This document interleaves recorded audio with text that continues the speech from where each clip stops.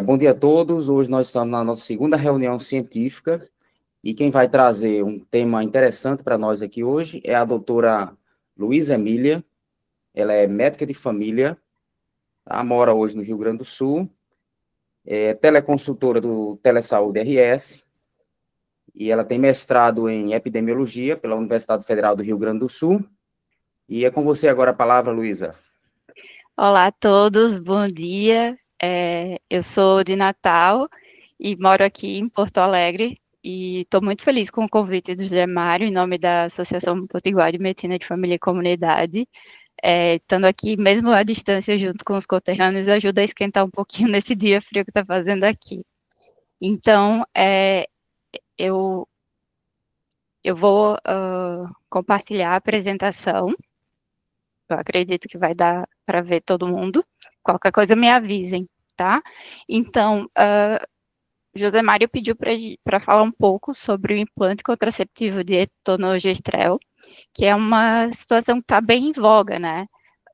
Isso eu vou trazer um pouquinho, assim, o implante, o Implanon, ele foi desenvolvido, começou a ser desenvolvido na década de 1990, e já no fim da década estava sendo comercializado na Europa. Chegou no Brasil em 2001, e em 2010 ele sofreu uma modificação com o aplicador, esse aplicador NXT, que tanto é que hoje o nome do produto é Implanon NXT, e não mais Implanon.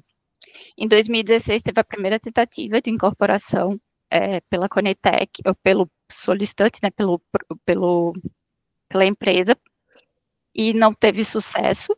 Depois, uma nova tentativa de incorporação em 2019 para mulheres entre 18 e 49 anos, que foi negada em 2020. E em 2021, acabou sendo incorporada no SUS para mulheres entre 18 e 49 anos pertencentes a algum grupo de vulnerabilidades, como, por exemplo, mulheres vivendo com HIV, pessoas em situação de rua ou pessoas usando talidomida. E agora, em 2025, foi solicitada uma nova reavaliação para ampliação dessa tecnologia a todas as mulheres em idade reprodutiva, então, entre 14 e 49 anos, e acabou sendo aprovada e incorporada ao SUS. Isso foi publicado agora no dia 8 de julho, no Diário Oficial, e após a publicação dessa portaria, o Ministério da Saúde tem 180 dias, então 6 meses, para fazer a distribuição então, do produto. É importante que o Ministério da Saúde já colocou que isso vai envolver situações como atualização de diretrizes clínicas, aquisição e distribuição, capacitação e habilitação de profissionais. A inserção e a retirada do implante, ele deve ser realizado por médicos e enfermeiros qualificados. Então, a ampliação da oferta será também acompanhada, segundo o Ministério da Saúde, de estratégias de formação teórica e prática desses profissionais. A SAPS, a Secretaria da Atenção Primária, que vai ficar responsável por coordenar a implementação nos territórios. E a ideia é que equipes que já façam isso de rotina sejam capazes de iniciar os processos de habilitação para as novas equipes.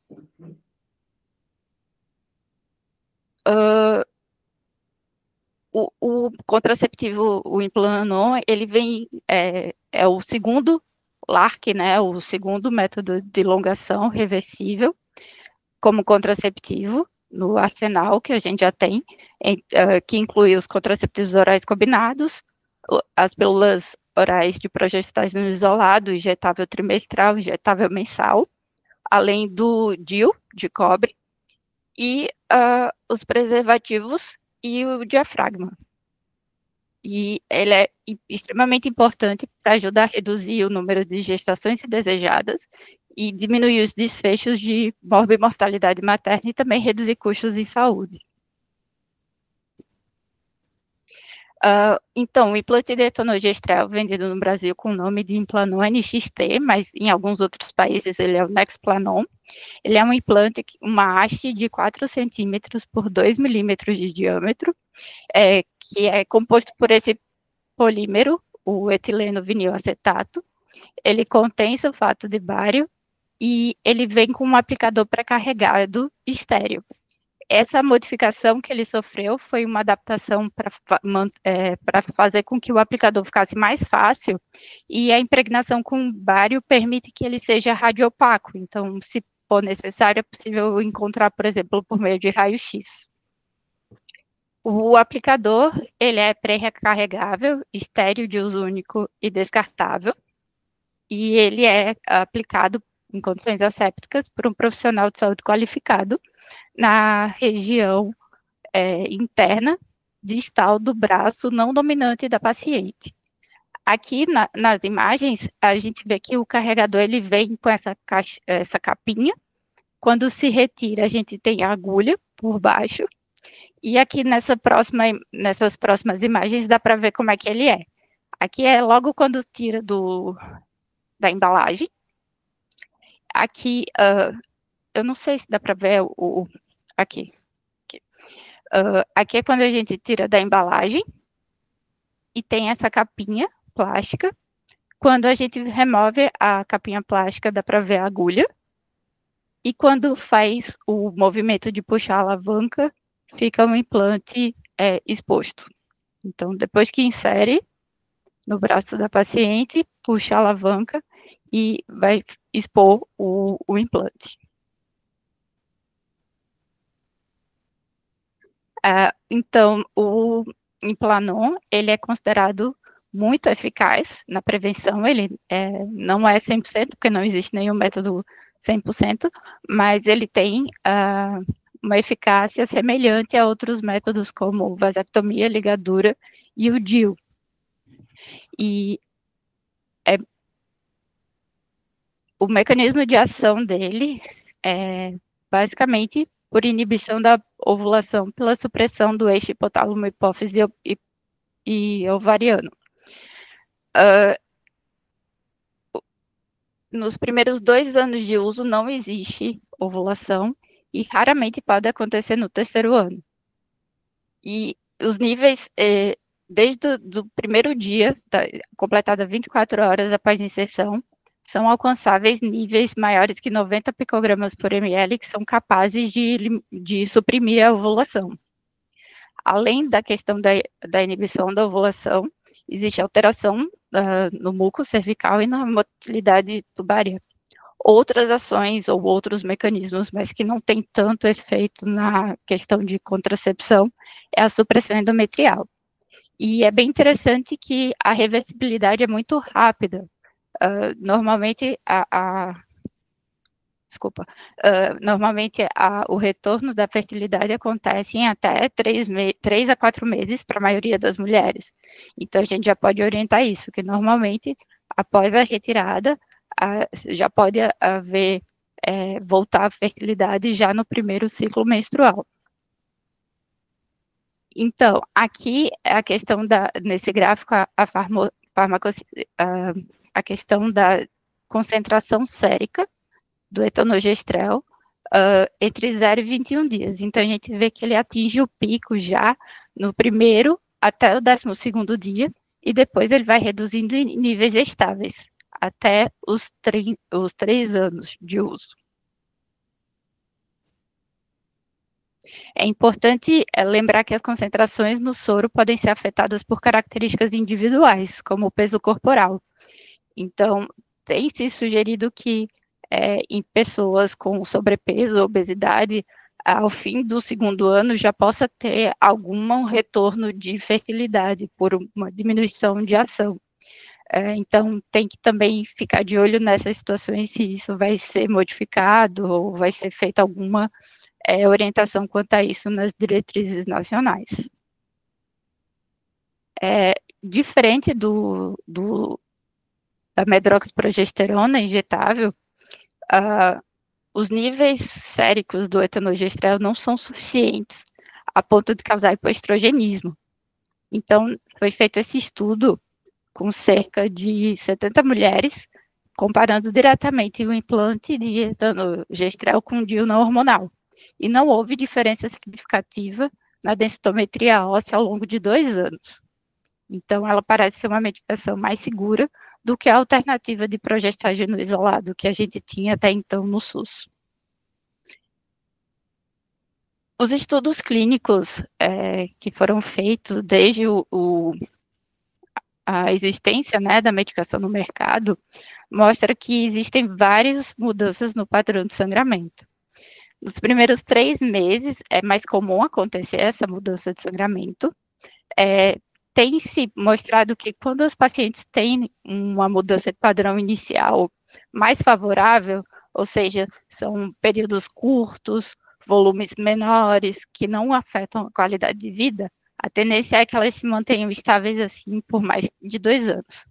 Já a evolução desfavorável, aquelas que impactam mesmo na qualidade de vida, elas tendem a melhorar em 50% em 6 meses. Mas algumas mulheres podem ter isso mais persistente. E esse sangramento prolongado ou frequente é um dos principais fatores de descontinuação. E isso normalmente acontece com pessoas que têm 45 dias de sangramento spotting por 90 dias, ou nesse intervalo de 90 dias, em comparação a 16,5 das mulheres que mantiveram o uso.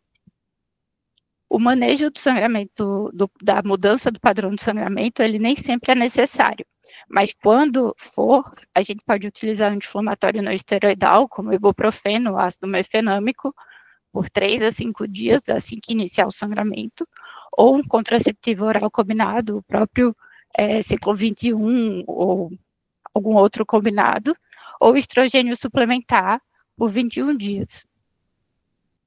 Outros efeitos colaterais que são igual frequentes, mas que não costumam ser a principal causa de descontinuação, cefaleia, dor abdominal, acne. A acne ela pode tanto melhorar como piorar.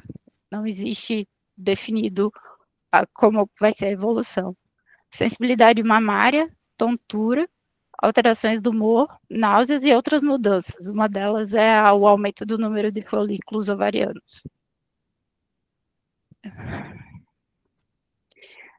Então, os benefícios conhecidos contraceptivos, né, proteção contra a gravidez e riscos associados a uma gravidez, como um intervalo intergestacional menor que 2 anos, aumentando o risco de comorbidades, enfim, pode proteger contra a anemia ferropriva e também reduz o risco de gravidez ectópica.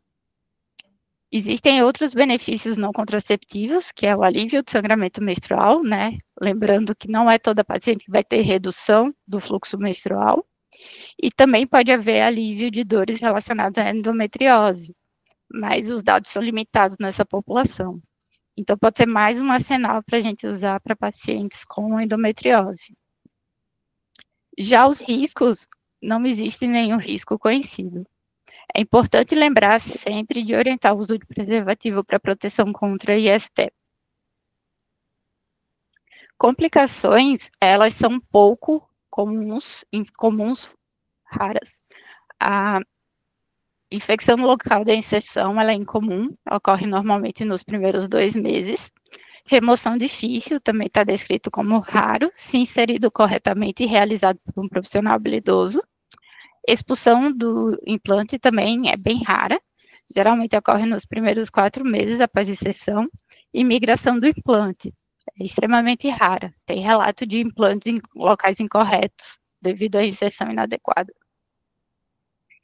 Lembrando de algumas situações especiais. Amamentação e pós-parto. Contraceptivos progestágenos isolados podem ser usados pelas lactantes. O metabolismo do etanogestral ele é hepático e tem também a possibilidade de liberação no leite, mas é uma concentração muito pequena. E isso não causa nenhum prejuízo nas crianças.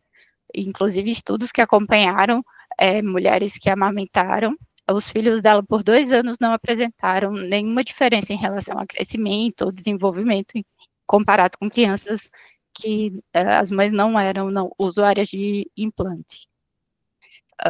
Segundo as referências, como por exemplo, UpToDate, da Anamed, usando orientações da COG ou do CDC, explicam que não há necessidade de atrasar a inserção do implante pós-parto, porque os benefícios superam os riscos.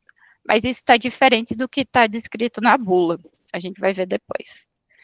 A contracepção de apoio, ela é indicada se a paciente fizer uma inserção, desculpa, a contracepção de apoio não é necessária se a paciente tiver em amenorreia lactacional. Ela pode ser feita até 6 meses após o parto, desde que ela esteja em amenorreia lactacional, né, aquela amenorreia que acontece na pessoa que faz a amamentação exclusiva. E a inserção precoce, até 21 dias pós-parto, pode ser considerada e não requer nenhuma contracepção adicional, embora possa estar associada a maior risco de sangramento. Na bula, ele coloca que para pacientes que estão amamentando, o Implanon deve ser inserido após a 4ª semana pós-parto. E isso aqui é bem polêmico, porque o documento da OMS, ele é de 2015, né, de critério de elegibilidade, já o do CDC é mais recente. Então, se considerava esse risco inicial da possibilidade de efeito sobre o leite ou de aumento de risco de evento cardiovascular. Mas os dados mostram que isso não acontece. Não sei se na diretriz nacional vai vir alguma orientação sobre isso, até porque se a gente pode perder ali uma janela de oportunidade de fazer a inserção no pós-parto antes da alta. Então, se ocorre a gravidez numa paciente que está fazendo uso, isso é bem pouco comum. Normalmente, quando se diagnostica alguém gestante, enquanto está em uso de tonogestrel, normalmente é porque foi feita a inserção quando a paciente já estava grávida. Nesses casos, a recomendação é remover o implante, mas se tiver ocorrido mesmo exposição, as vigilâncias pós-comercialização mostram que não há nenhum risco aumentado para o feto, risco de teratogênese. Isso também está bem alinhado com os estudos que mostram a vigilância de contraceptivos orais combinados, né? Que não há riscos de defeitos congênitos ou efeitos teratogênicos em crianças nascidas mulheres que estavam usando o contraceptivo antes ou durante a gravidez. As contraindicações do Implanon é gravidez ou suspeita de gravidez, um transtorno tromboembólico venoso ativo, presença ou suspeita de malignidade sensíveis a esteroide sexual, presença ou histórico de tumor hepático, benigno ou maligno, presença ou história de doença hepática grave, enquanto os valores de função hepática não retornam ao normal, sangramento vaginal não diagnosticado, hipersensibilidade à substância ativa ou qualquer componente do Implanon. Essa questão do transtorno tromboembólico venoso ativo, eu coloquei como uma ressalva. Essas são as contraindicações que constam na bula. Mas, quando a gente olha os critérios de elegibilidade do CDC, que é mais recente, né, então ele inclui estudos que foram publicados após 2015, ele coloca que mesmo pessoas que estão com um histórico atual de TVP, tem para situações específicas, para mulheres que têm muito alto risco, essa é uma possibilidade de contracepção, porque uma gestação nessas pacientes é mais deletério do que usar o progestágeno isolado, no caso, o Implanon.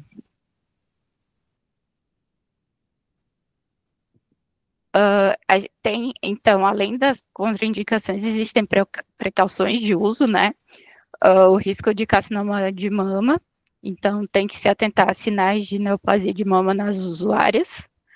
Pacientes que evoluem com disfunção hepática durante o uso também tem indicação de descontinuar e fazer acompanhamento dessa função. Eventos tromboembólicos arteriais e venosos são descritos durante o uso, mas são raros. Hipertensão, resistência insulínica, coasma, o peso corporal, ele pode ter flutuações, pessoas podem tanto aumentar o peso como manter estável, então não existe uma regra. complicações da inserção, como implante quebrado ou dobrado, que indicam retirada. Cistos ovarianos, como a gente viu, que aumenta, né, o número de folículos. Gravidez ectópica não é que aumenta o número, ou risco, ou chance de ter gravidez ectópica, mas pode acontecer. Transtornos psiquiátricos e outros relatos, como icterícia, cálculo biliar, síndrome hemolítica urêmica, que não tem uma relação bem definida. São relatos de casos, mas que não existe uma causalidade bem definida. A gente também, quando for prescrever, tem que estar atento às interações medicamentosas, especialmente medicamentos que fazem indução de enzimas hepáticas ou que elevam ou que diminuem a depuração dos contraceptivos. Entre exemplos, alguns antirretrovirais, como ritonavir, efavirenz, griselfulvina, cetoconazol, itraconazol, fluconazol, algumas medicações que acabam sendo frequentes no uso na atenção primária. Então, é sempre importante constar as informações de prescrição para identificar potenciais interações e quaisquer recomendações relacionadas, como, por exemplo, o uso de contraceptivo externo do preservativo para ajudar a evitar a diminuição do efeito, né, pela questão da possibilidade de diminuição do efeito contraceptivo, usar um método de barreira em conjunto enquanto estiver fazendo tratamento. Então, é importante fazer isso. Também tem que se explicar bem a paciente, né, pedir para que ela sempre esteja atenta e informar que faz uso do implante para caso seja atendido em outros níveis de atenção e o profissional que atenda não conheça esse fato. Então, no momento de aconselhar as pessoas que vêm solicitando o Implanon, a gente tem que orientar sobre a questão, tudo isso que a gente já falou, né, de efetividade, de contraindicações, de precauções, os efeitos colaterais, o retorno à fertilidade, e tentar entender que momento de vida aquela paciente está, para a gente oferecer se realmente é a melhor opção para ela, explicar claramente o procedimento de inserção e remoção antes de considerar a aplicação, e oferecer tempo e espaço para dúvida, né? Fazer uma decisão informada e sem pressa, e centrada na paciente, não sendo uma imposição do profissional, e também não deixando de ofertar esse método por algum motivo que seja. Então, lembrar, especialmente das pessoas que não têm um acesso fácil à unidade, de sempre tentar oferecer e aconselhar a respeito desse método. E lembrando também de sempre orientar o uso do preservativo para a prevenção de ST. Além dessas informações, explicar bem o que é o procedimento, que ele é um procedimento de baixo risco, ambulatorial, explicar qual o local que vai ser feito e que passo a passo vai ser necessário para a inserção. Ele é um procedimento bem simples, ele é feito sob bloqueio anestésico local, com técnicas assépticas, então é importante revisar também se a paciente não tem alergia aos antissépticos ou anestésico, orientar sobre possíveis efeitos colaterais locais, equimose, irritação, dor ou coceira, o risco de cicatriz e complicações no local da inserção, explicar que a paciente, depois que faz a aplicação, vai sentir o implante, né, na palpação, confirmando a presença, e se não for palpável, é possível considerar a remoção. E se a gente não consegue palpar, pode buscar por ultrassom, ou até mesmo raio-x. Explicar também, já no momento, ou antes de se considerar, né, enquanto está planejando o início dessa tecnologia, quando remover, então a gente pode remover quando a paciente desejar, quando completar os 3 anos de uso, ou por algum motivo acontecer algum efeito colateral que precise retirar. É um procedimento simples, também na unidade, com anestesia local, vai ser feita uma incisão local para retirar. E se a pessoa já desejar, é possível fazer uma colocação pelo mesmo orifício de saída. Após a remoção, vai ter retorno rápido ao ciclo menstrual, então lembrar de prescrever outro método contraceptivo caso ela não queira trocar. E quando que a gente pode iniciar a realizar a inserção? É sempre importante confirmar a ausência de gestação. Existe esse método, que se a paciente preencher algum desses critérios, a gente tem certeza que ela não está grávida.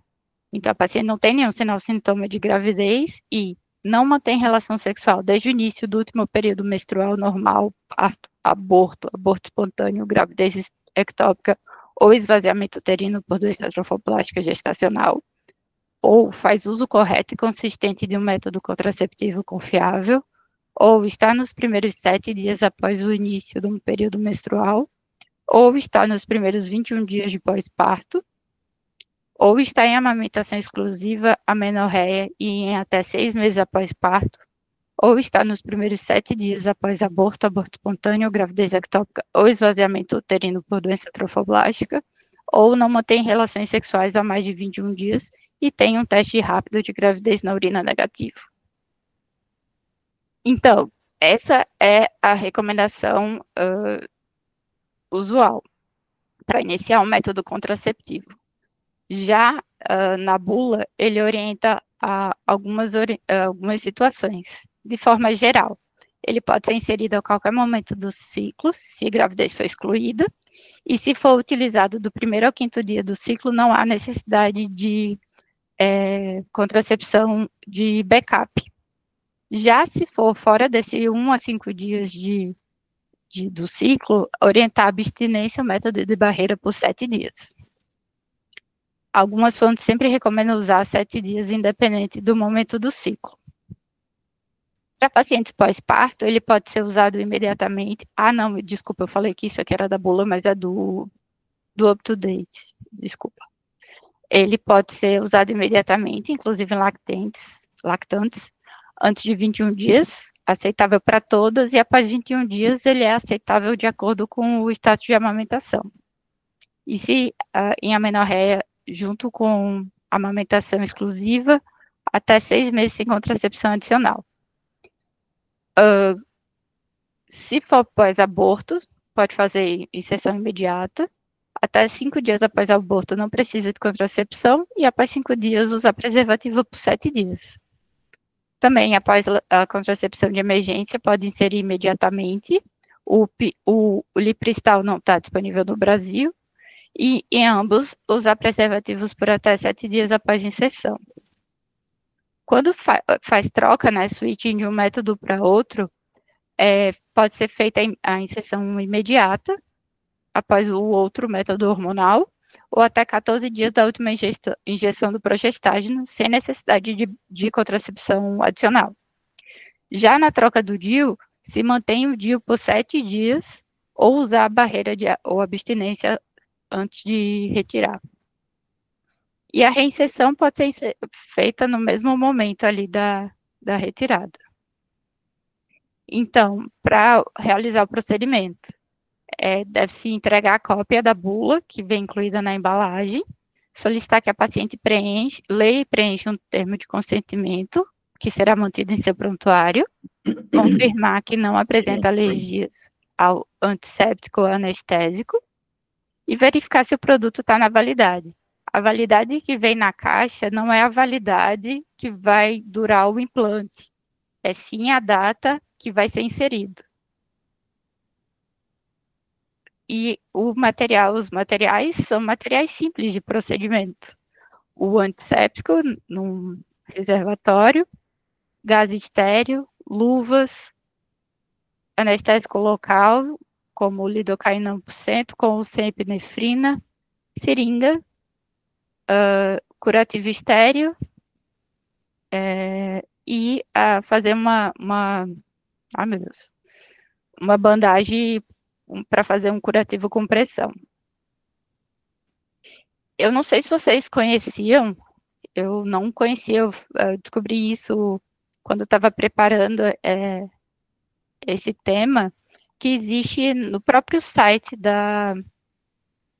do, do laboratório, do Implanon, esse curso de preparação, ele é um curso teórico, ele coloca aqui, recomendamos que você realize os módulos online e no final se inscreva para o treinamento prático, que poderá ser online ou presencial.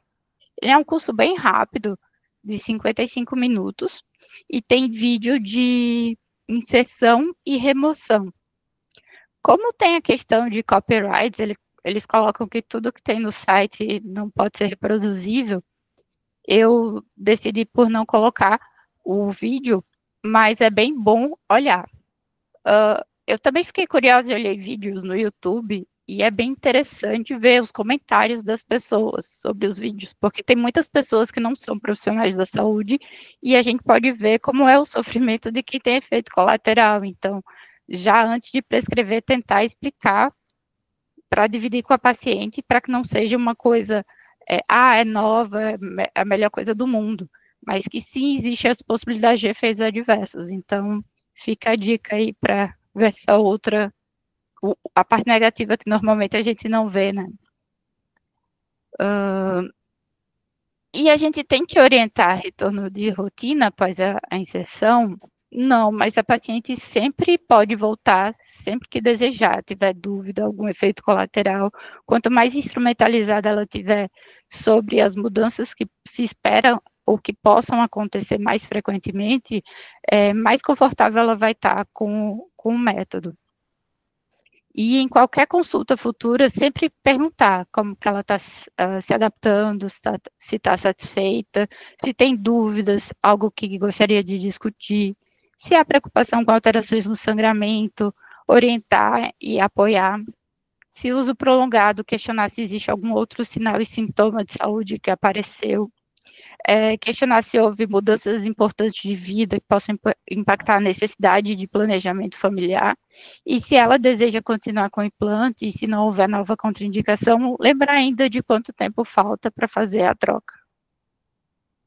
Só um caso clínico rapidinho, uma paciente feminina de 35 anos compareceu na unidade para remoção e inserção de um implante de contraceptivo etonogestrel. O implante não pôde ser palpado e a paciente foi encaminhada para localização radiológica. Esse aqui é o raio-x. Vocês conseguem ver uma sombrinha aqui?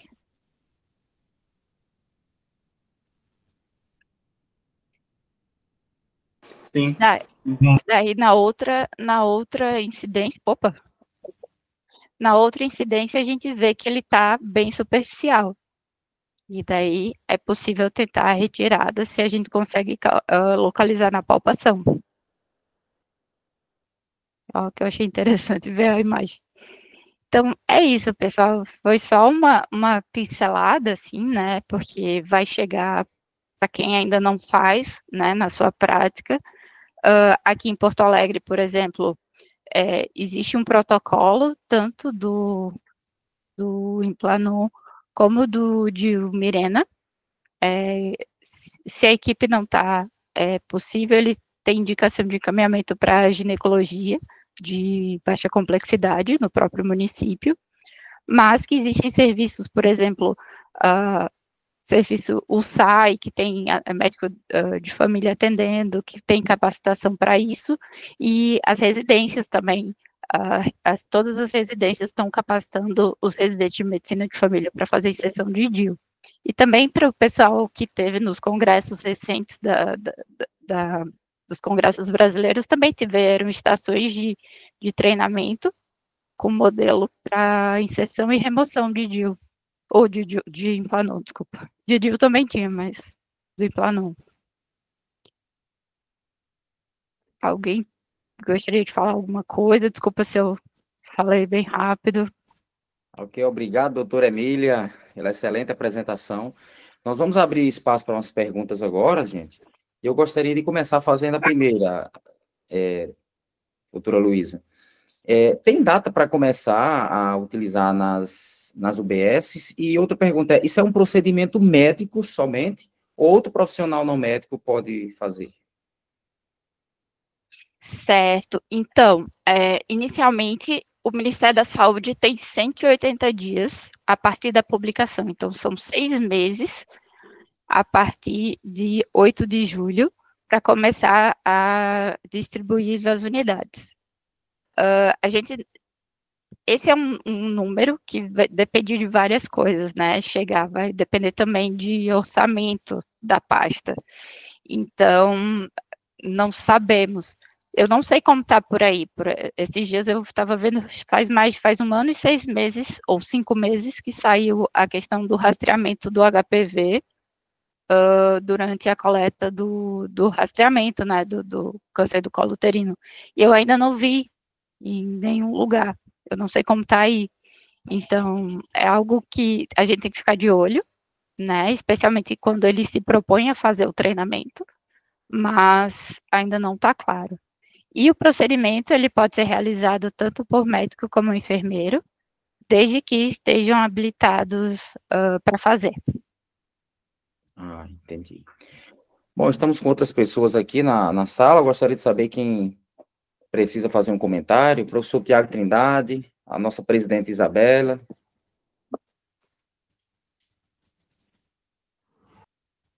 Alguém mais gostaria de fazer algum comentário? A Tatiana está com a mão levantada. Pode falar, Tatiana. Bom dia, deixa eu ligar aqui a câmera, né, que é chato não ver o rosto da pessoa. Peraí, desculpa. Eu não estou em muito boas condições, não, que é sábado de manhã, mas vamos lá. Bom dia, Luísa, obrigada pela aula, né, queria agradecer pela oportunidade e queria te fazer 2 perguntinhas, assim, muito boas, Josemar, que você fez, muito esclarecedoras também. A primeira toda vez que a gente vai fazer um método anticoncepcional, existe esse monte de efeito colateral, que é citado, né? Só que as mulheres, óbvio, né, nem sempre sentem todos. Eu queria saber de ti, quais são os mais comuns e quais são os que fazem as mulheres desistir desse método. Queria saber se... porque, assim, eu ainda não estudei sobre o Implanon, então vou fazer umas perguntas meio básicas, tá? Queria saber também se pode ser inserido em adolescente. Pode, né? Ótimo. Eu falo depois, mas pode seguir perguntando. E se tem essa experiência na adolescência, e também eu acompanho algumas mulheres em uso de metotrexato, seja por psoríase, seja por, enfim, por artrite, e aí, obviamente, a gente faz contracepção, e aí muitas delas têm, assim, as enzimas hepáticas um pouquinho tocadas por causa do metotrexato. Aí eu queria saber de ti se o Implanon seria uma alternativa segura para elas. Perfeito. Começando pelo adolescente, que eu achei mais fácil. Sim, pode ser usada, tanto é que foi aprovada na Conitec, né, a portaria, são 2 portarias. Uma para inclusão em mulheres entre 18 e 49 anos, e outra para inclusão de adolescentes de 14 a 17 anos. Então, pode ser utilizado, sim, até um método que costuma ser bom, porque não tem a questão da medroxi de efeito na densidade mineral óssea, e também é um efeito de longo prazo, né? Então, a gente consegue garantir um efeito de contracepção mais prolongado numa faixa etária que tem maior risco, né, de mortalidade. Então, sim. Sobre o metotrexato, eu tenho certeza que sim, mas eu não sei se você usa na sua prática. Tem 2 aplicativos de contracepção para consulta rápida, o do CDC e o da OMS. Eu prefiro o do CDC porque ele é mais novo, né, em termos das evidências, mas pelo que eu me lembro, eu vou só conferir, porque de cabeça eu não lembrei. A gente pode considerar alguns lugares, tem descrição do metotrexato como uma condição, como uma medicação imunossupressora. Outros dizem que não. Mas, colocando artrite reumatoide recebendo terapia imunossupressora, o implante é uma categoria 1, então não existe descrição de efeito negativo, né? Então pode ser utilizado sim. A outra pergunta, eu esqueci. Era dos efeitos colaterais. Dos efeitos colaterais. Então, o que faz elas desistirem. Mas aí eu queria voltar para a pergunta da adolescente, porque assim, eu inicio o anticoncepcional com adolescentes com menos de 14. Uhum. E aí eu poderia iniciar, aí já estudei sobre isso, enfim, até para saber o que começar, né? Tem essa questão da densidade óssea, que é o pico de formação da densidade óssea, então a gente tem que ter todo o cuidado com o adolescente. Abaixo de 14 pode ser utilizado também? Então, aí a gente entra num lugar muito complicado, né? Que é a questão de atividade sexual em pessoas menores de 14 anos. Mas tem. Tem. E acho que é importante estar atento a isso, né? Teoricamente, né, a liberação da Conitec ou a incorporação é para pessoas a partir de 14 anos. Eu não encontrei nada sobre a idade ser um fator limitador. Então, a pessoa já tem idade reprodutiva, já teria indicação de usar o Implanon. A questão é a disponibilidade via SUS dessa tecnologia. Mas não encontrei a idade sendo uma contraindicação. Certo. Complicada essa situação, né, Tatiana? Especialmente difícil. Tem. Eu já iniciei com 12 anos.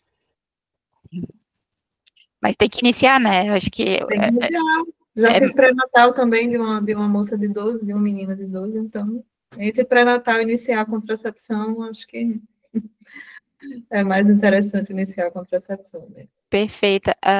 Acho que teve duas perguntas, duas coisas. Uma foi solicitando os slides, posso passar sim, e a outra foi a autorização do responsável para a prescrição de adolescente, né? Eu vou te dizer que eu vou ficar devendo essa para vocês. Eu vou dar uma revisada no relatório da Conitec para ver se tem alguma coisa. De toda forma, tem a questão do protocolo das diretrizes a serem publicadas pelo Ministério da Saúde, mas eu vou dar uma revisada. Até porque se a gente for ler sobre o atendimento ao adolescente que vem desacompanhado na atenção primária, o fato de prescrição de contraceptivo não é uma situação que a gente precisa notificar o responsável desde que não haja uma situação de violência, né, como, por exemplo, criança menor que 14 anos. Então, vou dar uma revisada isso e daqui a pouco eu deixo para compartilhar os slides quando eu já fizer essa revisão, que daí eu coloco lá esse adendo, pode ser? Para quem perguntou na mensagem. Perfeito. Alguém mais tem algum questionamento, algum comentário? Eu vi que o doutor Igor está aí.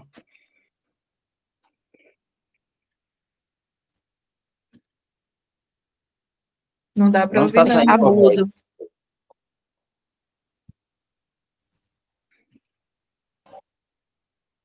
Sim, doutora Luísa, os efeitos colaterais depois, por favor, querida. É verdade. Os efeitos colaterais. Tem até nesse curso que eu falei para vocês verem, eles colocam como a principal, ele coloca um conglomerado de efeitos adversos, acho que é 13,9%. Daí depois vem a mudança do padrão de sangramento, que seria cerca de 11% das usuárias. E esses são os que levariam eu vou achar esse gráfico e coloco ali junto com os efeitos adversos. Agora me ouvem? Sim. Agora sim. Bem, eu cheguei atrasado, realmente, mas queria pegar pelo menos alguma parte da apresentação. Consegui pegar, sim, uma parte, e eu achei bem interessante, porque no Rio eu já tive contato com o Implanon, já vi a aplicação, enfim, já tinha... Não foi uma apresentação inicial, mas essa foi muito mais completa do que todas as outras que eu tinha visto até então. Até então, vale 3 anos, é só progesterona, bota tudo que é adolescente que não toma comprimido e segue o jogo, vai, bora. E era mais ou menos isso. E aqui não, né? Ver todos os detalhes, todas as indicações, contraindicações, enfim, possíveis efeitos colaterais, até efeitos muito estranhos, né? Não parece ter relação nenhuma, alguns transtornos psiquiátricos com o uso do Implanon, mas, enfim, eles citam, né? Relaciona e talvez a incidência seja bem baixa, mas, enfim, parabéns, foi bem legal a abordagem, bem completa. Obrigada, Igor. Essa questão de efeito colateral e contracepção é algo bem frequente, né, na nossa prática do dia a dia, e se estudar isso também é difícil, porque, né, as mulheres são cíclicas, enfim, eu acho isso interessante, sabe, a questão desses efeitos colaterais. E é difícil, porque a gente tem, ao mesmo tempo que tem gente que não sente nada, tem gente que parece que sente todos os efeitos possíveis, do mesmo jeito que tem outros métodos, né? Tem DIU, eu não sei se vocês viram que o DIU Mirena foi incorporado para tratamento de endometriose. Então, tem gente que diz que coloca DIU e não sente nada, mas tem dor depois. Tem gente que tem dor muito na inserção e depois não tem dor, enfim. É a coisa difícil, né? Fazer um cuidado individualizado diante dessa possibilidade. Mas eu acho que essa escuta atenta que a gente tem na medicina de família e orientando bem sobre possíveis efeitos adversos, isso já tranquiliza ou instrumentaliza a paciente para quando acontecer ela saber mais ou menos o que se espera, que se espera que melhore também, e que se precisar a unidade vai estar disponível, o médico vai estar disponível para acolher e tratar, enfim. Sim, com certeza. Muito bom. Perfeito. Mais alguém tem algum questionamento, pessoal? Algum comentário da sua prática? Está todo mundo ansioso para o momento em que nós vamos poder iniciar, né, esse procedimento nas pessoas, e alguns pacientes, inclusive, estão perguntando, tá, Luísa? Eles viram um Sim, está anúncio do saindo Ministério da em Saúde. jornal, está saindo em jornal também. Acho que, não sei se vocês têm algum movimento, a pessoa que está na residência, que está como preceptor, de fazer esses treinamentos eu vi que estava procurando, né, protocolo de Natal ou do Rio Grande do Norte e não encontrei, mas eu vi em notícia de jornal que no ano passado aumentou a questão de treinamento para colocação de DIU, né, por várias equipes. Então, não sei se isso também existe algum movimento. E eu achei bem interessante essa questão do laboratório, porque eles colocam que depois existe a possibilidade de solicitar o treinamento prático. Então, daqui a pouco pode ser um caminho, não sei como funciona, não cheguei a entrar em contato, mas daqui a pouco possa ser também um caminho para já ir se habituando, né? Porque também tem questão de, se for incorporado agora no SUS, provavelmente vai vir também com questão de plano de saúde, né? A ANS tinha incorporado junto com as populações vulneráveis, mas não sei se teve modificação também com a ampliação.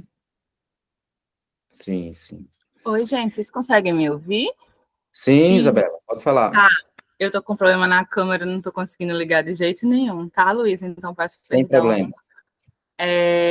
Parabéns mesmo, a apresentação foi muito completa, como disse Igor, né? Eu realmente achei, assim, que com todas as evidências, tudo que você trouxe, como algo que inspira para que a gente estude e vá atrás e se empoderar mesmo do tema, né? Já que todos estamos empolgados com essa possibilidade. Eu só queria deixar um comentário sobre uma experiência pessoal minha, assim, que uma das primeiras coisas que eu queria utilizar quando eu comecei a estudar, ainda na faculdade, os métodos contraceptivos e vi possibilidade de Implanon, foi eu fazer a inserção em mim, né? Minha escolha como método. Aí eu procurei um ginecologista, a princípio que disseram que esse ginecologista aplica tal. Aí quando eu cheguei lá, que falei para ele que eu tinha ido por esse motivo, né, a primeira coisa que ele fez foi: olha, mas você já passou por sangramentos de escape, por situações que a sua menstruação vai mudar? Tipo assim, uma abordagem que, a princípio, já me deu muito receio, né? E ele ficou falando muito sobre isso, que, olha, depois que insere, é todo um processo. E aí, naquele momento, eu desisti. Então, assim, depois de um tempo, eu acabei optando por inserir um DIU, e depois foi tudo bem. Essa coisa do sangramento que ele tinha imaginado não foi um terrorismo para mim, mas aí também pelo conhecimento, né, eu imagino. Mas eu fico pensando sobre essa situação, né, relacionado o que se divulga, né, o que se diz. Eu acho que a gente vai enfrentar um pouco isso, e talvez seja a gente se absorvendo os conhecimentos, tentando entender de fato, né, que critério seria utilizado para acontecer esse sangramento, por exemplo, em outro método que eu usava pílula e tudo, não tinha acontecido isso, a não ser em situações de adolescência que, esquece de usar o método, coisas assim que aconteciam comigo. Aí, claro, aconteciam sangramentos de escape, né? Mas esse tipo de informação não foi questionada para mim antes, sabe? Já foi logo uma abordagem de, vai acontecer sangramento, meio que gerando um terrorismo. Então, eu imagino que a gente precisa estar a par sobre isso para explicar e aí fazer a decisão compartilhada, né? Que é muito mais dentro do nosso processo de medicina de família, explicar para a pessoa, né, as possibilidades, e eu acho que, como você colocou muito bem, a gente tem essa possibilidade de longitudinalidade melhor, né, de porta aberta, de, olha, teve algum problema, vem aqui para a gente saber se foi disso, enfim, se é algo que está lhe prejudicando e a gente precise modificar, né, então eu acho que isso também atrai para que o médico de família seja até bem capacitado para essas situações, né? Então, eu queria fazer esse comentário só porque talvez venha para a gente, né, como iniciantes de inserção de DIU, essa situação, né, de tipo, mas e efeitos e sangramentos e coisas que eu ouvi falar, e a gente já saber um pouco disso antes para já sanar essas situações. Mas, de toda forma, gente, parabéns, tudo excelente. Obrigada, Isabela. Não tem como dizer como a pessoa vai evoluir, né? Então, não significa que ela teve sangramento aumentado com um método, vai ter com esse, até porque algumas pacientes evoluem com a amenorreia. E, às vezes, para as pacientes também incomoda muito a amenorreia, porque acha que o sangue não vai ficar acumulado, vai ficar adoecida.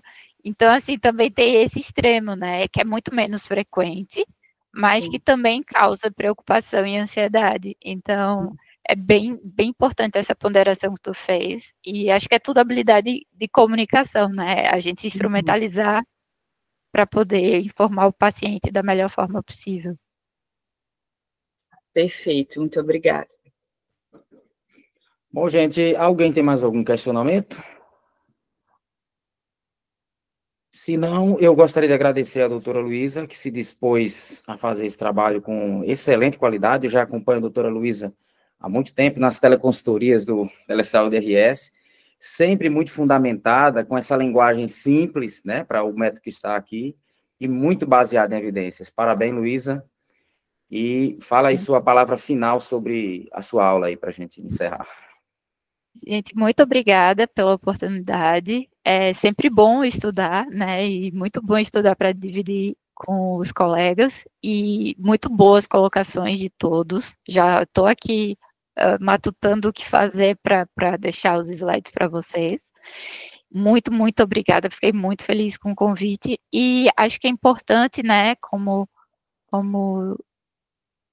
a Isabela falou, da gente se instrumentalizar para ser um ponto de acesso a essa tecnologia, né? Lembrar também das populações que não acessam a unidade, as pessoas que podem fazer mais equidade, né? De tentar fazer com que as pessoas que não têm acesso, que têm maior risco, já gestacional, ou de avaliação, né? De contracepção mais efetiva para essas mulheres. Então, muito legal trazer e sensibilizar para isso. Obrigada. Obrigado, doutora Luísa. Tchau, tchau. Tchau, tchau.